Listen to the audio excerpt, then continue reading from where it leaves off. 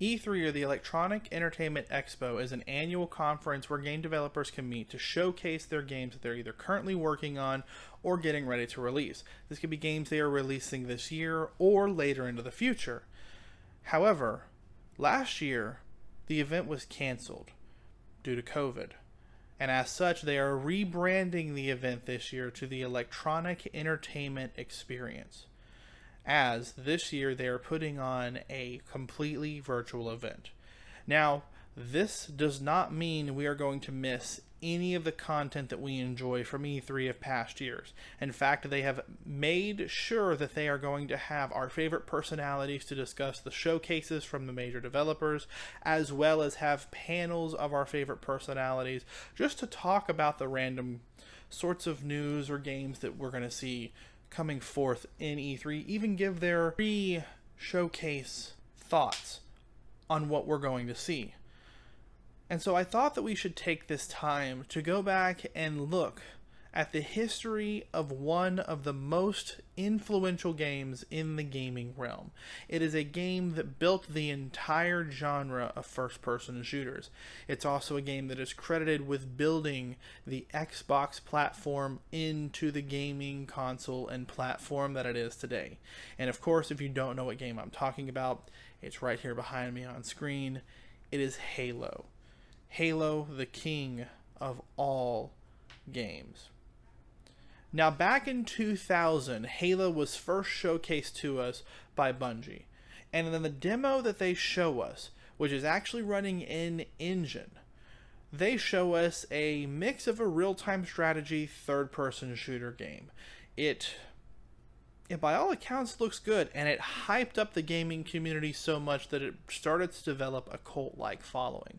And in the years preceding, especially in 2001, we see that Halo takes a whole new approach, and it becomes the pivotal first-person shooter of the entire first-person genre. It is literally the first-person shooter that revolutionized how first-person shooters should be. In this case, we actually are able to see a demo, a full playable demo of Halo. And it's mind-blowing at that point. At that point, fans are hooked, and it's only a few months away before the game is released. Now, they take it a step further with Halo 2.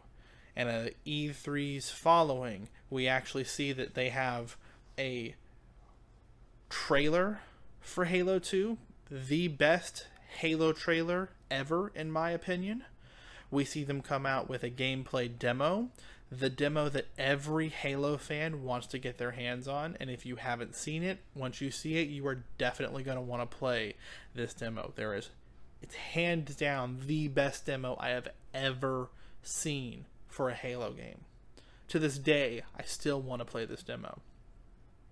They give us a multiplayer preview where if you were actually a participant at E3 that year, you were able to play Halo 2 multiplayer on the showcase floor. And then later that year, the game releases, and it's again one of the most phenomenal Halo games out there. My personal favorite Halo game of all time. And it again revolutionized the first-person shooter genre.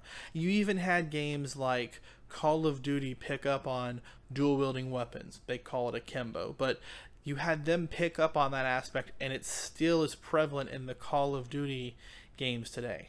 Halo 2, as you know, left off with a really big cliffhanger. What's going to happen to Cortana? And in the E3 announcement for Halo 3, Bungie played into that with the little snippets of Cortana interlacing into it. And then we get the very, very, very prominent bubble shield, Starry Night, whichever one you want to call it. The official name is Starry Night, but most people know it as the bubble shield Halo 3 commercial. Again, a very good commercial. One that sticks out in every Halo fan's mind. Bungie's just doing it right. At this point, they're on top of the world, but they've completed their trilogy. And so what are they going to do now? Well, they give us Halo 3 ODST. It takes us into the shoes of the rookie and ODST, who is dropping into New Mombasa at the same time as the Covenant ship is jumping to slipspace in Halo 2. So it takes place in between Halo 2 and Halo 3. And it's a phenomenal game as well. It's still a very fun game that lots of people go back and play through because it introduced almost an open world type feel to Halo that we hadn't seen before. And that in and of itself, again, was revolutionized the first-person shooter realm. And so now we've got 4 Halo games under their belt. There's Halo Wars, which is technically in canon, but a lot of people don't really know where it falls. It predates all of the other ones because it's us coming in contact with Harvest. So we don't really talk about that a whole lot as far as the Halo games go. But one thing that we do discuss, because it is in line with Halo, is Halo Reach. Again, a very, very, very good game that when we got the demos and the gameplay trailers and all of the things at E3 that they showed us, it blew us away. Reach is a phenomenal game. And in my opinion, it was really nice to see them go back and show us what happened prior to Halo 1, where the Spartans come from, and why this is such a big deal. If you haven't read the books, it kind of plays a little bit into the books. And then Bungie sells Halo, which is a surprise for all of us. Most of us Halo fans thought that at that time, Halo was dead. But a new studio created just to work on Halo 343 Industries, they take over and they start producing the next Halo game, Halo 4, which was not a horrible game, but it could have been better. It's not what Halo fans were expecting, but it was pretty good. And the material that they showed at E3 made it look like it was going to be a phenomenal game. Ultimately, we didn't like the way the game ended up, but at E3, man, they killed it. It looked really good. But because of how the game played, it left a bad taste in our mouth. And so our expectations were that Halo 5 Guardians needed to be top tier. And they teased us. We got like a minute and a half tease at 1E3 with Chief and a Guardian, and it left us with so many questions. And then they give us a reveal, and it's like, oh, that looks pretty good. We can get behind it. Again, they did a really good job at E3. But they did not deliver come Halo 5, and we can make a whole nother video on that. And then after Halo 5 Guardians, as far as the main storyline of Halo goes, radio silence for 3 years. Then in 2018, we get an in-engine demonstration of the new Halo game, Halo Infinite. And it looks pretty cool. It harkens back to what we saw in 2000, a real-time strategy, third-person style demo. In 2019, we get a strictly cinematic game where we actually get to see Chief floating out in space in front of Zeta Halo and gets pulled in by the pilot and suits powered up. We see a first person view, confirming again we are back in first person, which I don't think anyone really doubted, but seeing as how we didn't see it in 2018, it was something that probably should have been questioned. But confirming we're back in first person, and then it ends. That was in 2019. And in 2020, I'm sure they had intended to blow our socks off. They had been working on the game forever. They had developed a brand new game engine for everything to work. And 2020, COVID happened. And so they had to cancel E3. But being this not E3, it's kind of an honorable mention at this point. We did get something from Halo regarding what to see. We got a full 8-minute gameplay demo of the game running in engine on a PC similar to an Xbox One so that we could see what the game would look like.